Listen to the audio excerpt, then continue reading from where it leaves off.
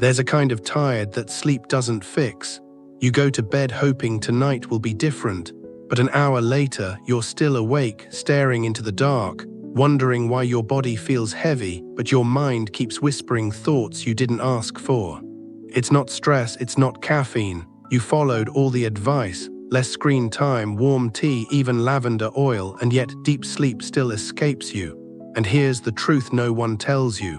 Sleep after 60 is not just about routines. It's about what your body no longer responds to and what it quietly needs instead. You won't find the answer in advertisements or in another fancy sleep gadget. But you might find it in a habit someone older passed down, not shouted on television, not printed on a product label, just quietly shared between those who have lived long enough to know what truly works. In this video, I'll walk you through 7 of those deep sleep habits, simple, natural, unadvertised, kind of habits that don't cost a penny but change everything when practiced with care. If sleep has become a stranger to you, tonight might be your first step toward welcoming it back. Let's begin.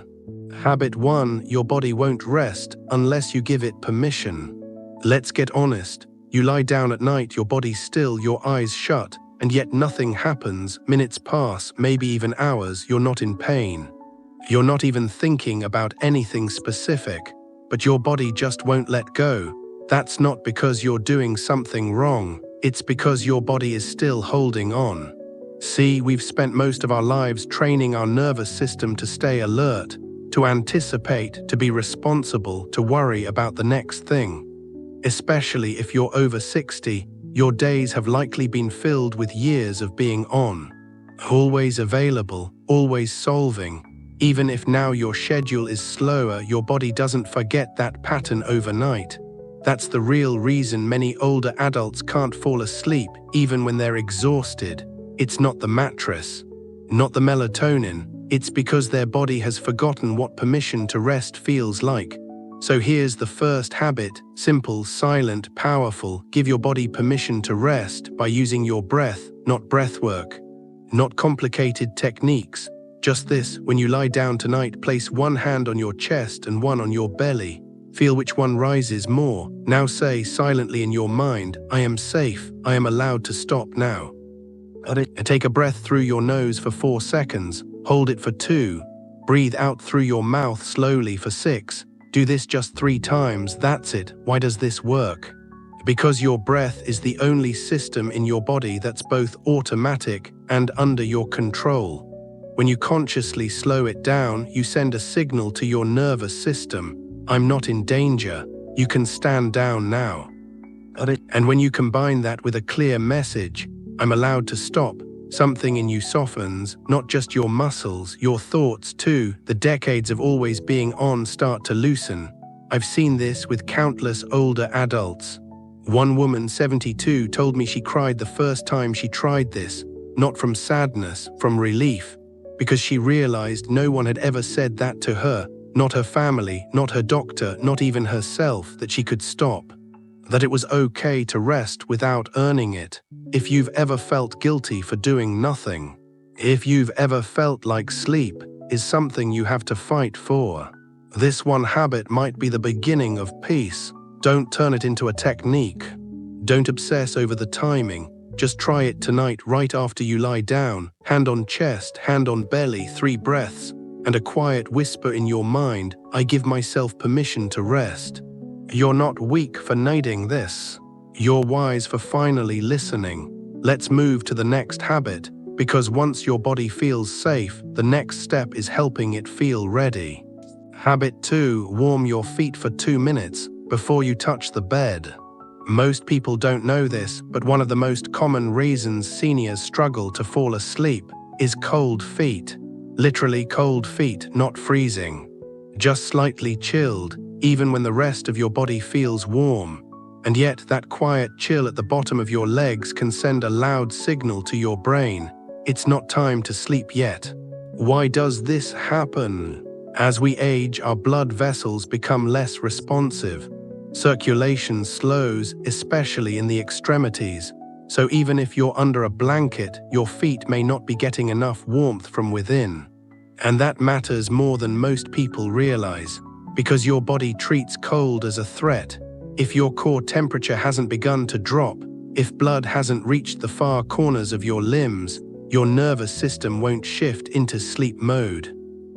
In short, if your feet are cold, your brain holds back the permission to fall asleep. That's why this habit is so powerful. Not hours before bed, not a new supplement. Just 2 minutes of warmth, focused exactly where your body needs it most, right before you lie down. Here's how to do it. Right before bedtime, sit at the edge of your bed or in a quiet chair. Rub your hands together for 10-15 seconds to create heat. Then place them directly on the soles of your feet. Not just a light touch, hold them there.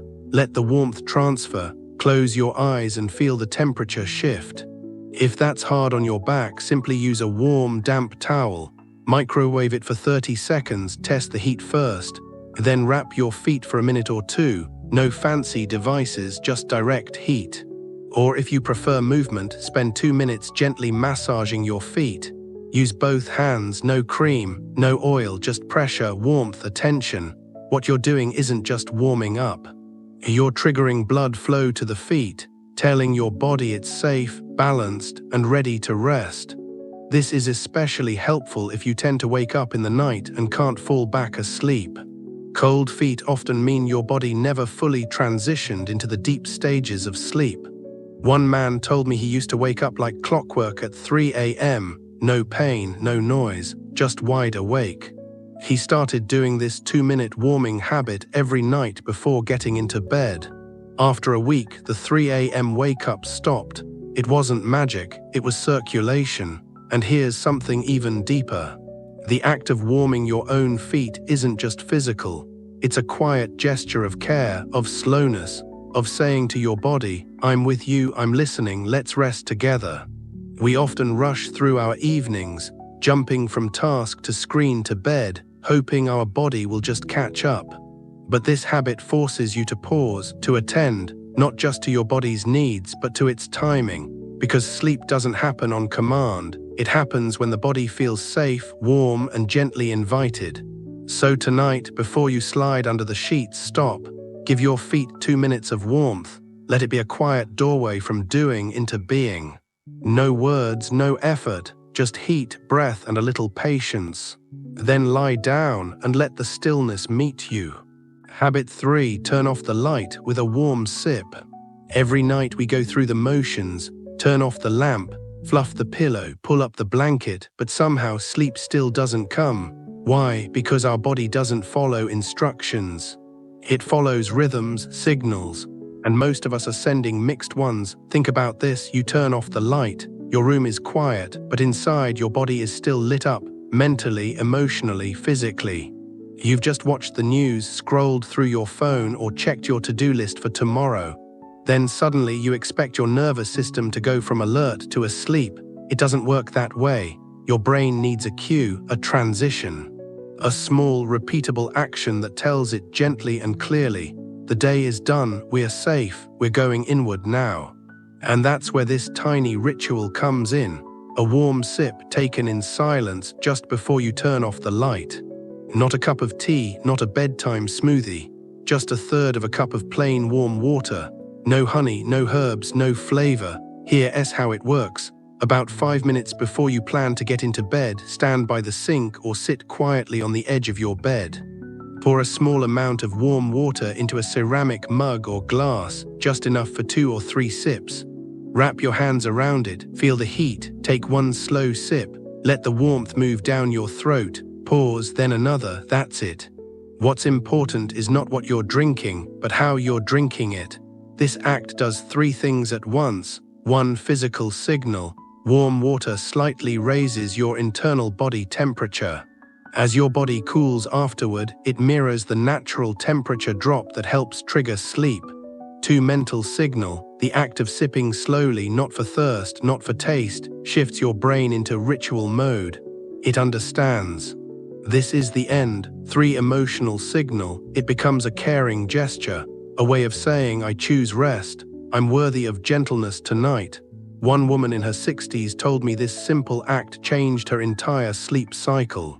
Not because of the water, but because it gave her a moment of closure. She used to scroll through her phone until the last minute. Now she ends every night with her good night sip. She says it feels like closing the curtain on the day. And it works because your body recognizes rhythm, not effort.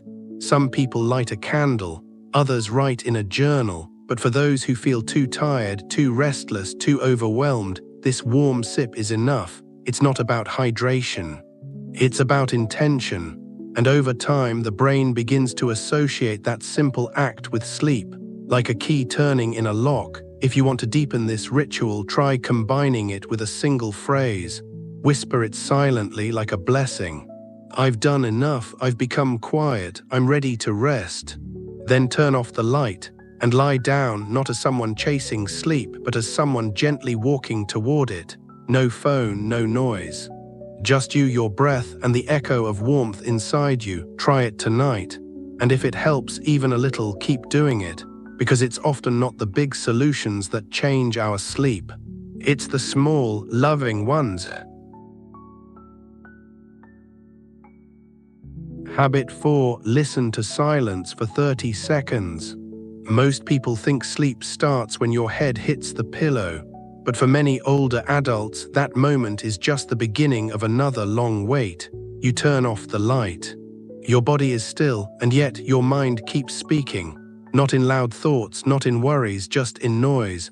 A background hum of what-ifs, old memories, unfinished lists, and vague tension you can't quite name. It's not that you're stressed. It's that you've forgotten what quiet actually feels like. We spend so much of the day surrounded by sound, TV in the background, traffic outside, phone alerts, voices, even our own inner commentary. So when we finally reach bedtime, silence feels unfamiliar, unsettling even. But here's the truth, your brain craves silence, not just the absence of sound, but the presence of stillness. And that's exactly what this habit offers. 30 seconds of intentional silence before sleep.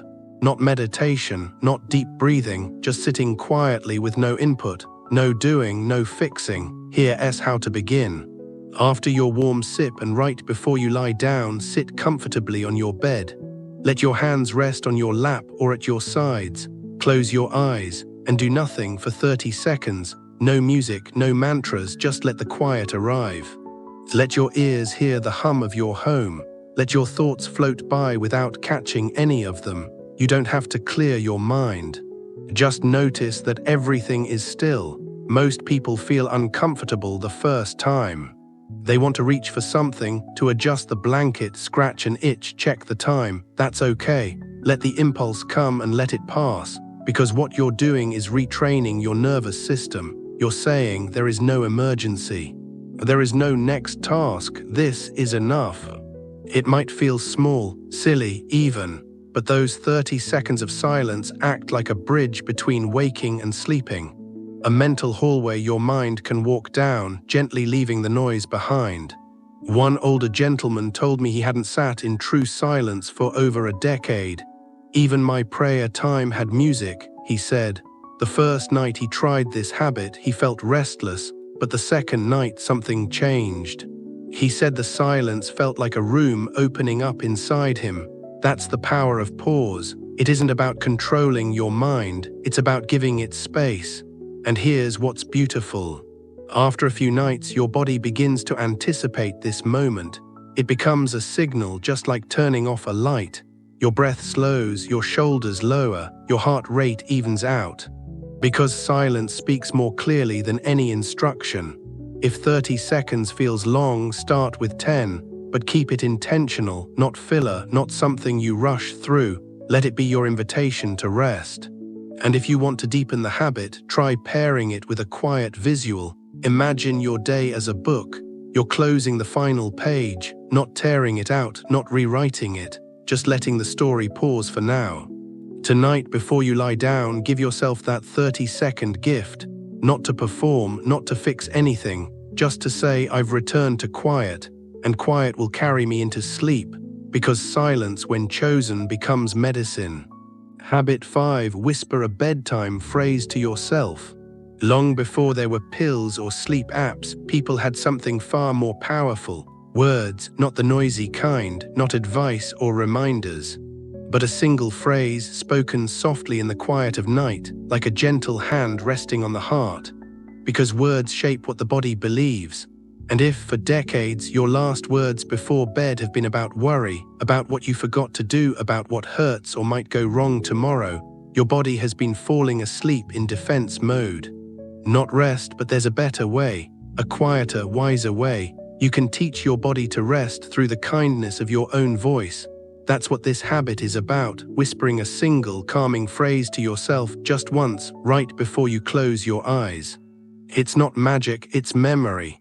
Because when you say the same peaceful words night after night, they begin to act like a cue, a doorway, a soft internal lullaby. Let me give you some examples. Everything is done for today. I am safe. My body can soften now. I don't have to fix anything right now. Sleep is here and I am ready. My breath is slow, my heart is quiet, I welcome rest. Choose one that feels right, or make your own. Say it aloud if you can. Softly, slowly, not with pressure but with presence. As if you're speaking to someone you love, because tonight that someone is you. This is not positive thinking. It's nervous system language. Your brain listens to tone, to repetition, to rhythm. When it hears a phrase that feels safe, it begins to lower its defenses. Your heart rate slows, your muscles loosen. And just like that, you're no longer trying to sleep, you're allowing it. One woman I spoke with, a retired nurse, 69, told me she began using this habit after years of struggling with racing mind syndrome, as she called it. Her phrase, "I've carried enough today, I can set it all down." She said just speaking those words felt like untying a knot in her chest. That's the power of permission. And words are the doorway. A bedtime phrase isn't about forcing sleep. It's about replacing the silent anxiety most of us carry into bed with something softer, something human, something yours. If you've gone through this life always taking care of others, always being strong, responsible, available, then maybe the phrase you need most is the one no one ever said to you. You can rest now. Try it tonight. Sit on your bed, place your hand gently on your chest, take one slow breath, then whisper your phrase once, that's enough, and then let it echo inside you as you turn out the light. Because sometimes the deepest sleep doesn't come from silence. It comes from finally hearing the words your heart needed to believe. Habit 6, lie like a falling leaf, open arms, soft legs. You know the feeling. You lie down, adjust the blanket, turn off the light, but your body keeps shifting, first on your back, then to the left, then to the right. A pillow under your arm, another behind your knees, and still you can't get comfortable. It's not the bed, it's not the pillow, it's your body not knowing how to release. That's the real issue. After a certain age, our bodies stop sinking into sleep the way they used to. The joints are tighter, the back is more protective, the neck doesn't trust the angle it's in. And what happens? You lie there still awake, not because you're stressed, but because your posture is resisting sleep. That's why this habit matters. Tonight, try lying down not like someone trying to sleep, but like a falling leaf. Here's what that means. Lie on your back, let your arms rest by your sides, not tucked in or curled, but softly open, palms upward or turned gently out. Let your chest expand. Let your shoulders melt down, no holding, no guarding. Then turn your attention to your legs. Instead of keeping them straight and tense, allow your feet to fall outward. Let your legs naturally drift apart, forming a quiet V. Let gravity do the work. You're not posing, you're releasing. Just like a leaf drifting through the air, not rigid, not forced, just letting go. This position has a name, the open rest posture. It invites your body to relax from the inside out. Not by stretching or adjusting, but by getting out of its own way. Why does it work? Because tension hides in the smallest places. A clenched jaw, a curled toe, a tight hip. When we lie in ways that protect or compress, our nervous system stays alert. It senses readiness, not rest. But when your posture is open, soft, surrendered, your body receives the message. You're safe, you can go now. If lying on your back is uncomfortable, here's a variation. Lie on your left side. Place a soft pillow between your knees to ease pressure in the hips. Hug another pillow lightly in front of your chest, something to rest your arm on so your shoulder doesn't collapse inward. Your spine stays neutral, your muscles stay supported. This matters more than you think, because deep sleep requires physical trust. Your body must trust the surface beneath it, trust the alignment of its own bones. Trust that no part of it needs to stay on guard. One elderly man once told me, "I thought I had insomnia. Turned out my shoulder just couldn't breathe." It was funny and true. All he needed was to stop curling inward like he was still bracing for the world. So tonight, pause before you lie down, breathe, ask your body, where am I still holding on? Then let it go, spread gently, open softly. Let your body lie not like a statue, but like a leaf that's done its job, ready to rest. And when you find that posture, not perfect but peaceful, don't move, don't adjust. Let stillness carry you the rest of the way. Because sometimes the difference between a restless night and a restful one is just a few inches of softness. Habit 7. Pause one thing you take and notice what happens. You may not realize it, but your sleep might not be sabotaged by your thoughts, your age, or your habits. It might be sabotaged by something you take, not a bad thing. Not even a harmful thing, just something you believed was helping because it once did or someone told you it would. A supplement, a vitamin, an herbal tea, even something labeled sleep support. As we grow older, our bodies become more sensitive, more reactive. What used to calm us may now overstimulate. What once helped with digestion or joints might now wake us at 2 a.m. And most of the time, we never make the connection because we're told to take more, not less.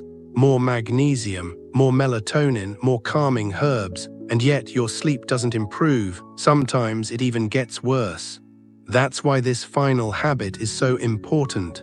For the next 3-5 nights, choose one thing you take regularly and gently pause it. Not forever, not recklessly, just a pause. So you can notice what your body has been trying to tell you. It might be a bedtime tea you've used for years, a vitamin blend with hidden caffeine, a supplement with ginseng, green tea, or citrus oils. Natural, yes, but also stimulating for many older nervous systems.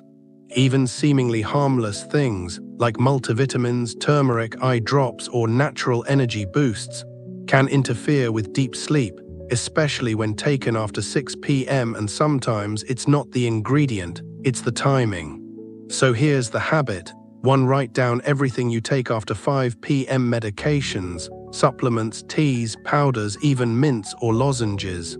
2. Choose one item to pause for 3-5 days, nothing risky. Nothing your doctor insists on, just one you suspect may not be as innocent as it looks. 3. Keep a simple sleep note. Each morning write down, oh, what time you fell asleep. Oh, how many times you woke up. Oh, how your body felt upon waking. 4. After 3 nights, compare. Do you feel different? Even a little. You're not experimenting, you're listening. Because no two bodies respond the same. And the same pill that helps your neighbor sleep like a rock might keep your system buzzing till dawn. One woman, 74, told me she took a vision supplement every night until she noticed it contained a stimulant compound extracted from green tea. She moved it to the morning. Within a week, her 1 a.m. wake-ups stopped. No medication change, no new ritual, just better timing. You see, we often forget that sleep is not just about doing more. It's also about removing what gets in the way. And in a culture obsessed with adding solutions, pausing becomes a radical act of self-awareness. So tonight, try less, choose one thing, pause it, and listen, not to a video, not to a product, but to your own body. Because sometimes the quietest habit brings the loudest change. Final, if sleep has been slipping away from you, if the night feels like a place you visit, but never fully belong to anymore, please remember this: you are not broken, your body is not failing you.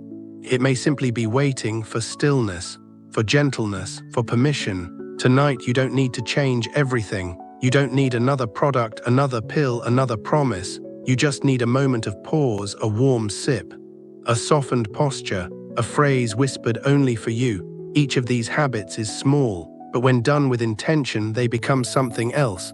A signal to your nervous system, a message to your soul, a way home, because sleep is not something you conquer. It's something you return to, like a bird returning to the nest, like dusk returning to sky. Maybe tonight you'll try one habit, just one, and maybe, just maybe, that will be enough to shift something inside you. So before you close this video, take a breath, place a hand on your heart, and tell yourself, I am safe, I am tired, and I am allowed to rest. The night isn't your enemy. It's a quiet companion waiting patiently for you to come back. Sleep well, we'll meet again on the other side of stillness.